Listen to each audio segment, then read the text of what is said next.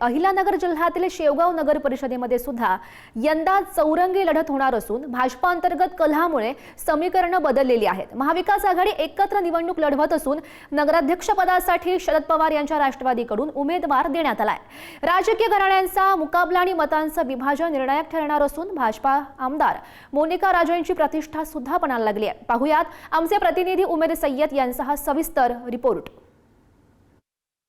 शेवगाव नगर परिषदेची निवडणूक आपल्याला अतिशय रंगतदार पाहायला मिळणार आहे। त्याला कारण म्हणजे युतीतील सर्वच घटक पक्ष स्वबळावर निवडणूक लढवत आहेत, तर महाविकास आघाडी त्यांच्यासमोर ठामपणे उभी आहे आणि त्यामुळे शेवगाव नगर परिषदेत चौरंगी लढत आपल्याला पाहायला मिळणार आहे। खरं तर भाजपमधील अंतर्गत कलह देखील आपल्याला पाहायला मिळाला। भाजपचे प्रदेश सरचिटणीस यांच्या पत्नीला भाजपनं डावलल्यानं त्यांनी वरिष्ठांवर आरोप केलाय, तर दुसरीकडे एकनाथ शिंदेंच्या शिवसेनेनं त्यांना संधी देत उमेदवारी दिली आणि त्यामुळे कुठेतरी शेवगाव नगर परिषदेमध्ये मतांचं विभाजन होण्याची शक्यता वर्तवण्यात येत आहे। आणि जर मतांचं विभाजन झालं तर याचा फायदा कोणाला होणार आणि तोटा कोणाला सहन करावा लागणार हे पाहणं आता तितकंच महत्त्वाचं ठरणार आहे।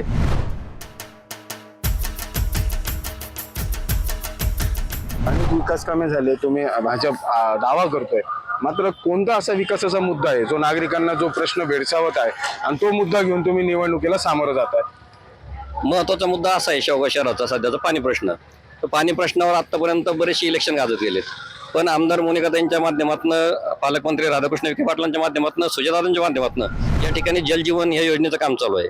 ते काम 50% पेक्षा जास्त प्रमाणात हे शहरात झालंय आणि थोड्याच दिवसामध्ये ती यंत्रणा पाणीची कार्यान्वित होईल।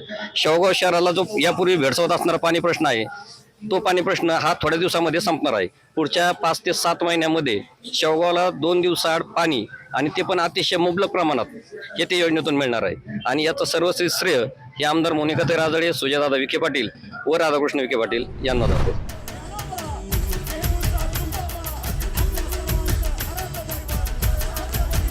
वर्षापासून भाजपमधलेच तुमचे मोनिका राजळे आमदार आहेत। शेवगावमध्ये रस्ते व्यवस्थित नाहीये, पाणी नाहीये, ड्रेनेजची समस्या आहे। आता आम्ही आलो तर सगळे रस्त्यावर खड्डेच खड्डे।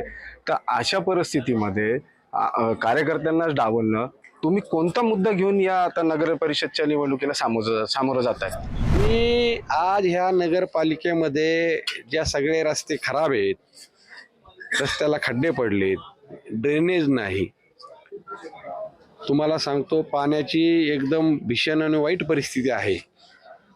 त्या जी योजना आली त्याच्यामध्ये अक्षम्य चुका आहेत, त्या त्रुटी दुरुस्त करून ती योजना व्यवस्थित करणं, त्यानंतर नगरपालिकेची इमारतचा जो प्रश्न आहे तो सोडवणं, शेवगावला कॉम्प्लेक्स करणं, जॉगिंग पार्क करणं, असे खूप काही प्रश्न आहेत, प्रश्न आहेत। ते सगळे सोडायचेत, ती कामं करायचेत आणि ह्या गावाला एक असं सुंदर मॉडेल तयार करायचं आहे। याच्यासाठी आपण लढणार आहेत आणि आपण हे वचन लोकांना देतो की हे सगळे एकनाथ शिंदे साहेबांकडून आम्ही करून घेऊ। ही काल परंपरेत आम्ही म्हणत होतो, पण आज स्वतः साहेबांनी सांगितलंय मी सगळं करतोय म्हणून। आता लोकांना लक्षात आलंय की अरुण मुंडे जे बोलत होता की मी करून घेतो आणि साहेबांनी सांगितले आता मी करणार आहे, याच्यावर शिक्कामोर्तब झालेला आहे।